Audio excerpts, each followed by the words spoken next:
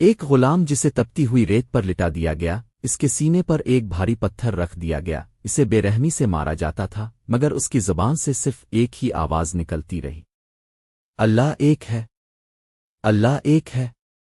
یہ تھے اسلام کے عظیم صحابی حضرت بلال حبشی رضی اللہ عنہ۔ حضرت بلال حبشی رضی اللہ عنہ شروع میں امیہ بن خلف کے غلام تھے۔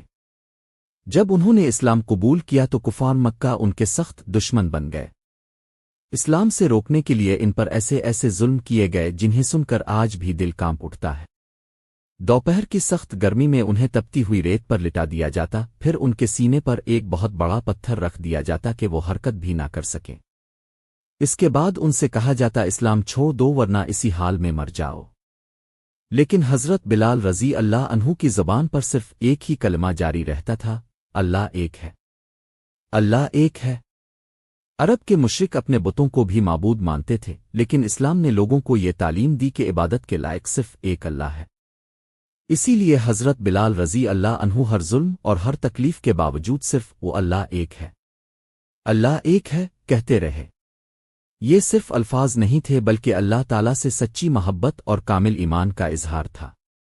دنیا میں جب کسی سے محبت ہو جاتی ہے تو انسان بار بار اسی کا نام لیتا ہے، پھر سوچیں جس کے دل میں اللہ کی محبت ہو، اس کی زبان پر اللہ کی وحدانیت کا ذکر کیوں نہ رہے۔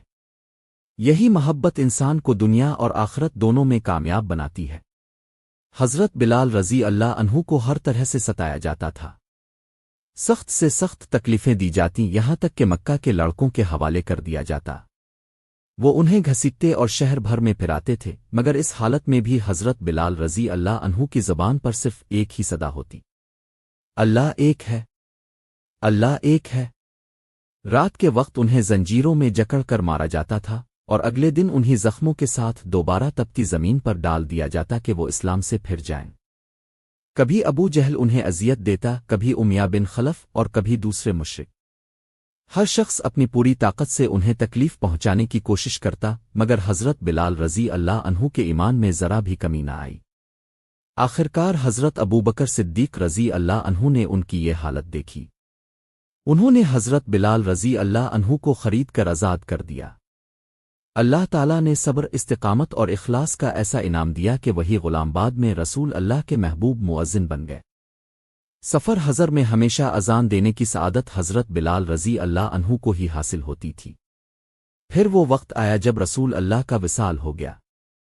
حضرت بلال رضی اللہ عنہ کے لیے مدینہ منورہ میں رہنا بہت مشکل ہو گیا، کیونکہ ہر طرف انہیں رسول اللہ کی یاد آتی تھی۔ چنانچہ انہوں نے ارادہ کیا کہ اپنی باقی زندگی اللہ کے راستے میں جہاد کرتے ہوئے گزاری، اور جہاد کی نیت سے مدینہ منورہ سے روانہ ہو گئے۔ ایک عرصے تک مدینہ منورہ واپس نہیں آئے۔ کافی عرصے بعد حضرت بلال رضی اللہ عنہ نے خواب میں رسول اللہ کی زیارت کی۔ آپ نے فرمایا، بلال، یہ کیا بات ہے، ہمارے پاس کبھی نہیں آتے؟ یہ خواب دیکھتے ہی حضرت بلال رضی اللہ عنہ فوراً مدینہ منورہ پہنچ گئے۔ حضرت حسن اور حضرت حسین رضی اللہ عنہ نے ان سے اذان دینے کی فرمائش کی۔ لاڈلوں کی فرمائش ایسی نہیں تھی کہ انکار کی گنجائش ہوتی۔ پھر جب حضرت بلال رضی اللہ عنہ نے اذان شروع کی تو مدینہ کی فضا میں وہی آواز گونج اٹھی جو رسول اللہ کے زمانے میں سنائی دیتی تھی۔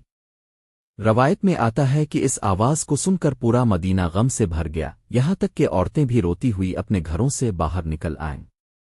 چند روز مدینہ منورہ میں قیام کے بعد حضرت بلال رضی اللہ عنہ واپس چلے گئے اور تقریباً 20 ہجری میں دمشق میں ان کا وصال ہوا۔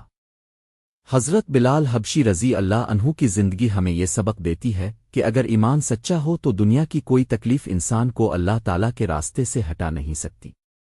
جو شخص اللہ تعالیٰ کے لیے ثابت قدم رہتا ہے، اللہ تعالیٰ اسے دنیا میں بھی عزت عطا فرماتے ہیں اور آخرت میں بھی بہترین اجر عطا فرمائے گئے۔